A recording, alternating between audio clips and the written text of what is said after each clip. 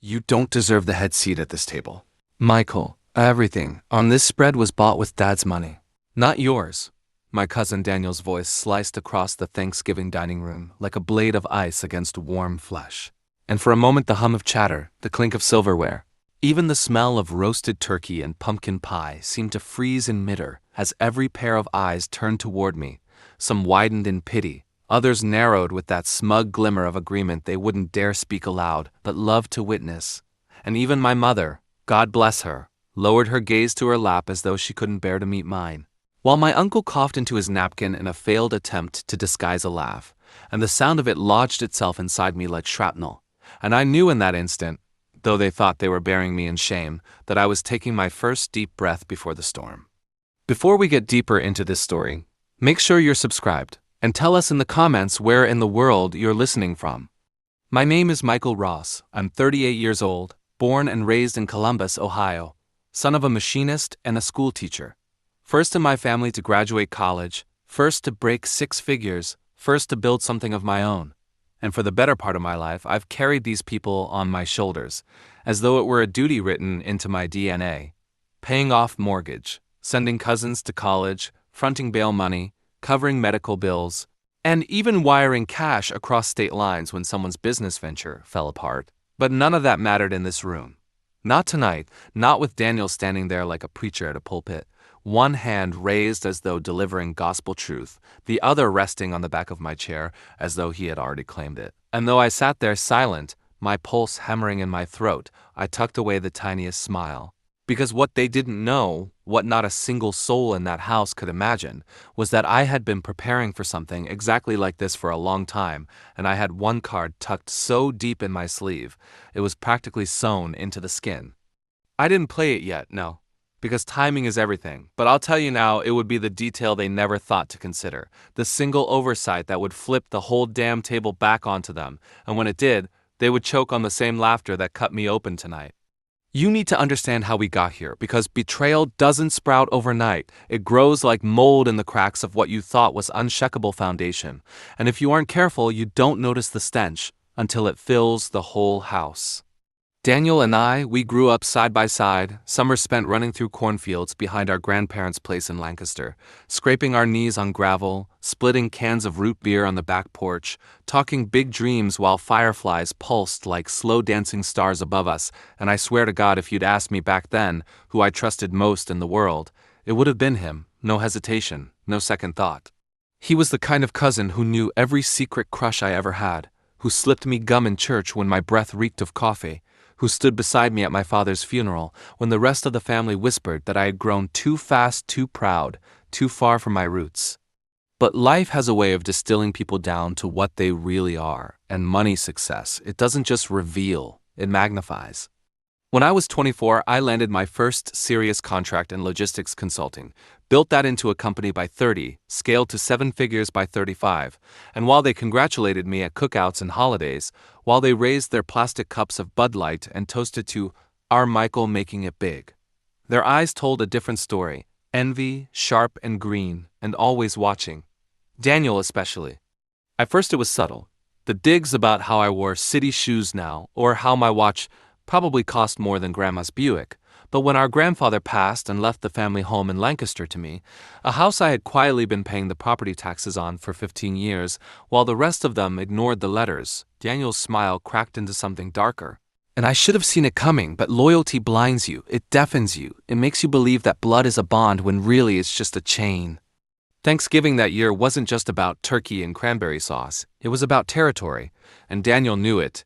He staged his little performance with perfect timing, waited until the prayer was said, until the wine was poured, until the whole family leaned back with full plates, and then he dropped his accusation like a hammer. You don't deserve the head seat at this table, Michael, he said, and the room shifted with it, subtle as a tide pulling back from shore, people inching away from me, not physically but emotionally, aligning themselves with the man who promised more drama, more spectacle. And here's the part that burned deepest. The chair itself, that so-called head seat, was more than just furniture. It was carved oak, wide-armed, older than anyone alive at the table, a piece passed down through every Thanksgiving since my great-grandfather first carved it with his hands after returning from the war. For as long as I could remember, whoever sat in that chair was the one holding the family together, the one respected enough to carve the turkey, pour the first glass of wine, lead the prayer. My father sat there every year until the cancer took him, and when he could no longer lift the knife, he handed me the honor. Not Daniel, not anyone else, me. That chair had become a symbol, maybe even more than I realized until Daniel tried to strip it from me, and while the others saw only a squabble over ego, I knew it was the opening shot of something larger, something calculated. Because for Daniel, this wasn't about tradition, it wasn't even about respect, it was about control, about rewriting the narrative of who I was in this family, about taking the one thing money couldn't buy, legacy. So I sat there in silence, letting him preen, letting the laughter ripple around me, because the more they believed I was humiliated, the sharper my blade would be when I finally drew it. I raised my glass, sipped the wine slow, and caught Daniel's eyes across the rim, and though he thought he saw defeat, what I felt was clarity. They wanted a villain, I'd give them one. They wanted me broken, I'd show them what happens when you cut open a man who spent his entire life fighting to stand tall. That night, after the dishes were cleared and the family stumbled off into the Ohio cold, bellies full, egos fuller, I stayed behind in the empty dining room, ran my hand along the worn oak arms of the head chair, and whispered to myself that this symbol would not be taken from me, it would become the weapon of my revenge. They thought it was over, but the truth was only beginning to surface.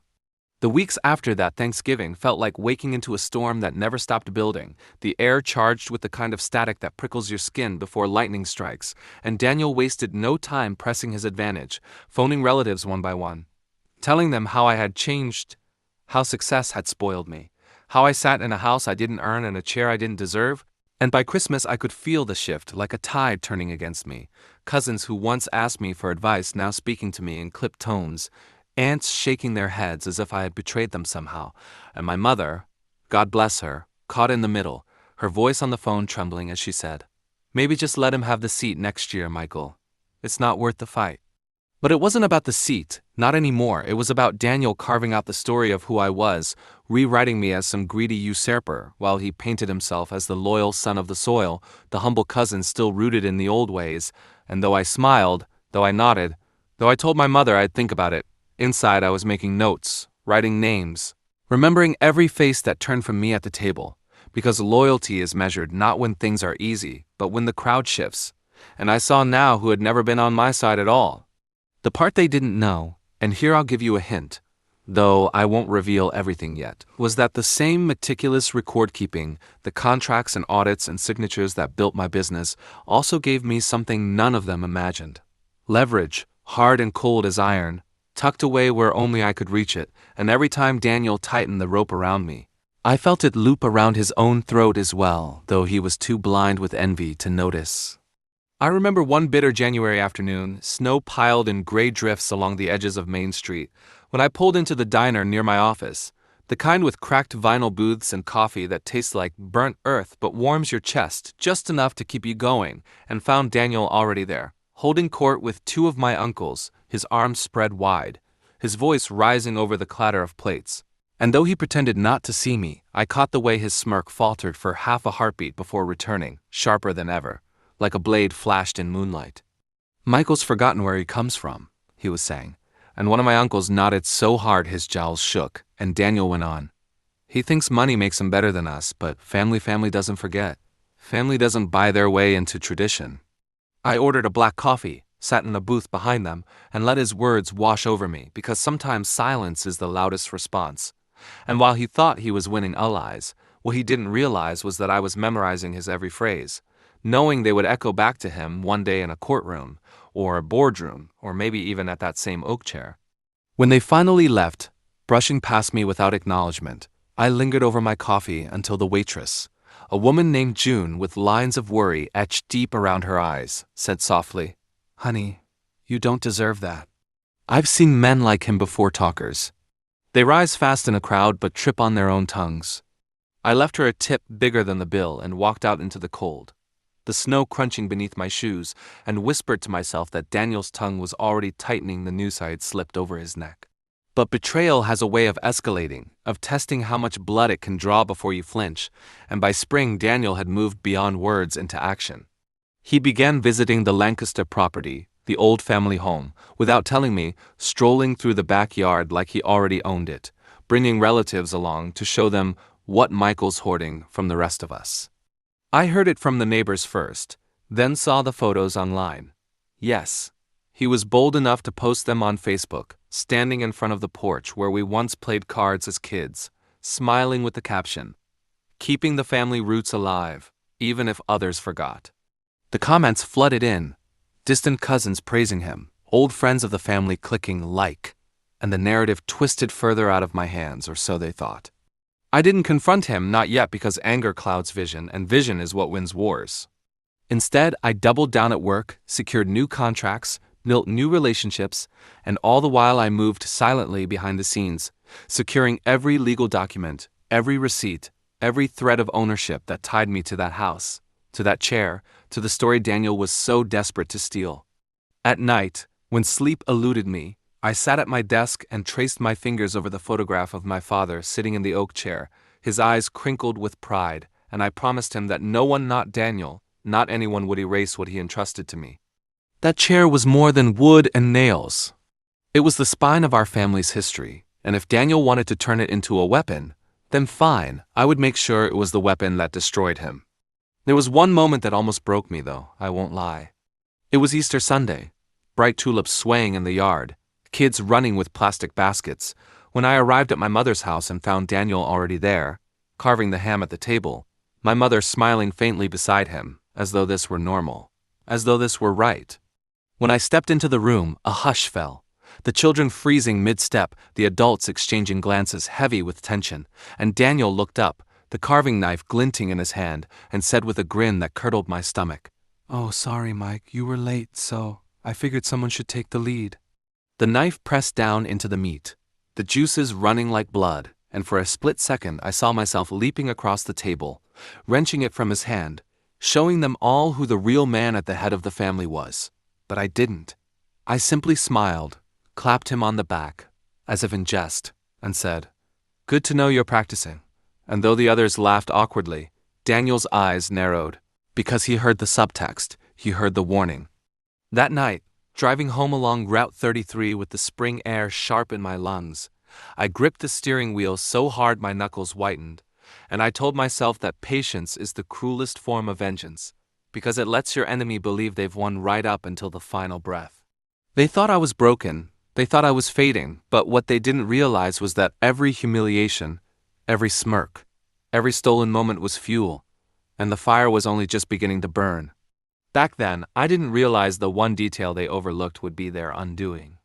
By the time summer came, heavy and humid in Ohio, the cicadas screaming from the trees like a chorus of restless ghosts, Daniel had managed to convince half the family that he was the rightful heir to not just the Lancaster house, but to the very soul of our lineage, and every gathering turned into another chance for him to strut, to drop sly comments, to tighten the ropes around me. And though on the surface I smiled, drank my beer, and nodded at his stories, beneath that veneer I was building something he couldn't see, brick by brick, detail by detail, because revenge isn't lightning, it's erosion, steady and silent until the whole cliff gives way in one violent collapse. He didn't know that every time he trespassed on the Lancaster property, every photograph he posted online, every boast he made in public, I documented, time-stamped, notarized, because while Daniel played the court jester, dancing for approval, I was building a legal arsenal sharp enough to cut him open without lifting a finger. The ticking clock appeared when my mother, pale and weary from months of whispers, announced she was hosting the largest family reunion we'd had in a decade, right there at the Lancaster house, insisting that it was time to heal wounds. But I knew what it really was, a stage, and Daniel had already scripted his performance, planning to make some grand speech about restoring family honor while I sat there cornered, stripped of the legacy I had carried. He didn't realize, not yet, that the stage he built would be the platform from which he fell. In the weeks leading up to the reunion, Daniel doubled down on his campaign, hosting barbecues, dropping off pies at relatives' houses like some candidate running for office, and at one of those events I overheard him say to Aunt Marlene that I had embezzled money from my own company, that the only reason I could afford all those nice suits and watches was because I was cooking the books, and while she gasped, clutching her pearls like it was Sunday service, I felt a smile tug at my lips, because the deeper he dug into his lies, the more beautiful the collapse would be. Still, I had to wear the mask of defeat, to let him believe I was cornered. And there were nights when the mask almost became too heavy, when I sat in the dark of my apartment staring at the oak chair. I had moved temporarily into my office, a relic I refused to leave vulnerable in the Lancaster house, and whispered to it like it was my father himself, telling him that patience would deliver the justice he deserved. That chair, the symbol they all overlooked, was the fuse waiting to ignite, and every time I ran my hand along its worn armrests, I felt a steady pulse in my chest. Not yet, but soon. And then came the small victory, the glimmer of hope that almost betrayed my plan too early. A week before the reunion, I received a call from an old colleague, a lawyer named Grace. I'd once helped land a crucial contract, and she told me quietly that Daniel had been trying to file paperwork to contest ownership of the Lancaster house, claiming I had coerced our grandfather into signing the will. What Daniel didn't realize was that I had, years earlier, digitized every document, including a notarized letter my grandfather wrote in his own words, thanking me for paying the property taxes and entrusting me with the home because I had kept it alive while others let it rot. Grace laughed softly and said, "If he files this, Mike, he's not just going to lose, he's going to hang himself in the process." I should have felt relief, maybe even joy, but what I felt was restraint, because if I crushed him then and there, it would be quiet, legal, hidden in paperwork. No, Daniel needed to fall publicly as he had tried to strip me of dignity, and so I told Grace to hold the paperwork, to let him march forward into his own trap, because I wanted every aunt, every cousin, every wide-eyed niece and nephew to witness his undoing. Still, Daniel's campaign didn't slow. If anything, it grew bolder, and at one point he even brought a contractor to the Lancaster property, strutting around with blueprints, as if he were already remodeling his home, and neighbors texted me photos with captions like, "What's going on?" I stayed silent, because silence is the rope that fools wrap around themselves when they think no one is watching. The reunion day arrived hot and sticky, the kind of Ohio August heat that makes the air shimmer above the asphalt. And as I pulled into the gravel drive of the Lancaster house, I could already hear laughter spilling from the backyard, the clatter of plates, the shriek of kids running through sprinklers, and above it all Daniel's booming voice, amplified by the microphone he'd set up near the porch. Because of course he had staged it like a campaign rally. He wore a crisp white shirt rolled at the sleeves, his hair slicked back, his smile wide enough to split, and when he spotted me, his eyes glimmered with triumph as though he'd already won. I walked through the yard, the grass prickling my ankles, relatives offering me half-hearted greetings, some avoiding my gaze altogether, and I felt the weight of years pressing down on me, the sting of loyalty betrayed, but beneath it, the steel of resolve. Daniel climbed the porch steps, adjusted the mic, and began his speech, talking about family values, about restoring honor, about taking back what was ours, his words dripping with righteousness, and the crowd nodded.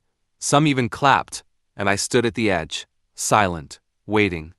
He gestured toward the house, declaring it the true heart of the Ross family. And then, with a flourish, he motioned toward the oak chair he had dragged onto the porch as his prop, and when I saw it sitting there, stripped from my office, flaunted in front of them all, something inside me clicked into place. They thought I was broken, but the truth was only beginning to surface. Daniel's voice boomed across the yard, slick with confidence, as he planted himself in the oak chair like a king taking his throne, and the crowd of relatives leaned forward as though they were witnessing history, his history, the way he spun it, and I felt the sweat bead at the back of my neck not from the August heat, but from the fire of restraint, because every instinct in me wanted to rip him out of that chair, and remind them all whose blood, sweat, and loyalty kept this family afloat for years, but revenge without timing is just rage, and rage burns out too quickly. So instead I stepped forward, slow and steady, letting the boards of the porch creak under my shoes, and when Daniel saw me coming, he raised his voice higher, his words sharp as knives. "This chair doesn't belong to Michael anymore. It belongs to the family, our family, not the man who abandoned us for money and pride." Laughter rippled, aunts and uncles nodding, cousins clapping, but I kept walking until I stood at the foot of the porch, my eyes locked on his, and for the first time I saw it, the flicker of unease, the split-second realization that maybe, just maybe, I wasn't here to roll over. I let the silence stretch, the air heavy, and then I spoke, my voice steady, louder than I expected. "Funny thing, Daniel. You keep talking about family, about legacy, but what you've really been doing is lying. And lies have receipts. I reached into my briefcase, the one I'd carried like a shadow all summer, and pulled out a thick binder, its edges worn from use, and I dropped it onto the porch rail with a thud that made a few people flinch. Every bill I paid, every tax receipt, every notarized document, every trespass of yours logged and dated. You've been walking into a trap you built yourself. Gasps echoed, whispers rising like a tide, but Daniel only laughed, leaning back in the oak chair, trying to reclaim his bravado. Oh, come on, Mike, you think a little paperwork scares anyone? You think they care about your contracts?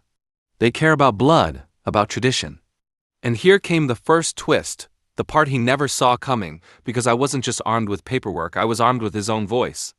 I pulled my phone from my pocket, tapped the screen, and suddenly the speakers he'd set up for his grand speech blasted not his rehearsed words, but a recording from the diner months back, his own voice dripping with venom. Michael's forgotten where he comes from. He thinks money makes him better than us. Family doesn't buy their way into tradition. Only this time, without the crowd to cheer, his words sounded cruel, petty, jealous, and the faces in the yard shifted, frowns spreading, the weight of realization sinking in. He lunged forward, shouting, "That's out of context." "That's not," but I cut him off, holding up a second file.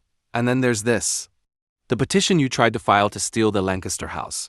The one you claimed our grandfather was coerced into signing. Only you forgot one thing Grandpa left behind a letter, notarized with his own words. Would you like me to read it aloud?" My voice cracked just enough to sound raw human, and I opened the page, reading, "To my grandson Michael, you've been the one to carry this home when no one else would. You've honored it, preserved it, and for that reason I entrust it fully to you." The crowd hushed, heads bowed, and my mother began to cry softly at the picnic table, the sound cutting through everything. Daniel stood, face pale now, sweat beading his temple, but still clinging to the oak chair as if it could save him. And here came the second twist, the final stroke he never saw. "See, Daniel," I said, stepping closer, lowering my voice so the whole yard leaned in to hear. "This chair isn't just a seat, it's a contract. Every head of this family has passed it down, and when Dad handed it to me, he wasn't just giving me tradition, he was giving me trust. You think sitting in it makes you king? No. Sitting in it binds you to the truth." I reached down, gripped the back of the chair, and with a sharp tug pulled it out from under him, sending him stumbling forward onto the porch boards, his palms smacking against the wood, the microphone screeching with feedback as the crowd gasped. "You wanted this chair so badly, Daniel? Then take it." I dropped the binder onto the seat, the papers spilling like a flood. Every lie, every trespass, every receipt laid bare for all to see. He scrambled to his feet, face twisted with rage, shouting that it wasn't fair, that I had manipulated everything, but the words rang hollow now, bouncing against the silence of relatives who finally saw him for what he was. My uncle, the one who had laughed at Thanksgiving, shook his head, muttering, "Damn fool," and my aunt turned away in disgust. One by one, the crowd that had cheered him began to step back, their support dissolving like mist in the morning sun, and Daniel stood alone on that porch, his own rope finally cinched tight. I lifted the oak chair, heavier than it looked, its arms worn smooth by generations, and I set it back in its rightful place at the head of the porch table. I didn't sit, not yet.